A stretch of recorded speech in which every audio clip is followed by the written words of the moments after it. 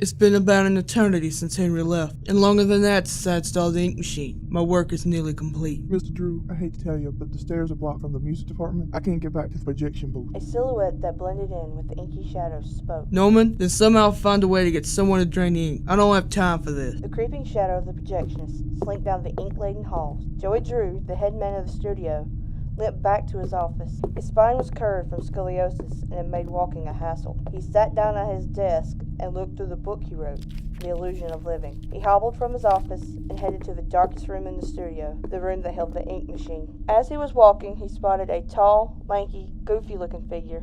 Wally, I'm assuming the stairs have been drained. Yeah, they've been drained. Why did we even need such a thing as an ink machine anyway? The janitor/mechanic slurred back. Joey ignored the man's question, instead replying, Come with me. The lanky man follows the head animator down the hall. So basically, Sammy's becoming more and more of a nutcase every day. Everyone else just getting gloomier and gloomier. If this keeps up, I'm out of here. But the other day, Wally, when I shut up. Joey cut him off. They continued to walk in silence. The ink machine came into view from a short distance. The machine seemed menacing as it thumped and hummed. Why are we in here? A glimmer of silver caught Wally's eye, but it was too late. Blood splattered across Joey as Wally began gasping for air. So now it begins. No one questioned Wally's absence. Hushed whispers and morbid rumors were rampant in the studio. As weeks passed, conditions only grew worse. Many workers had disappeared, such as the projectionist Norman Polk, and the two voice actresses of the cartoon, Susie Campbell and Allison Pendle. Joey grew further insane and became bound to a wheelchair. Sammy followed Joey like a sheep follows a shepherd. Joey placed the leg that he had severed from Wally Franks' hidden corpse in the pentagram and began muttering a chant to begin a ritual.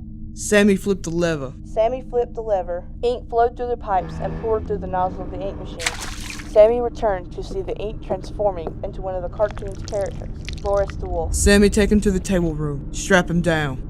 Sammy took Boris and strapped him to the table. Joey rolled in behind him. Boris held a look of fear. Joey began cutting Boris's chest open slowly. Sammy paled and ran back to his office. The stairs behind him flooding with ink, trapping them in the music department.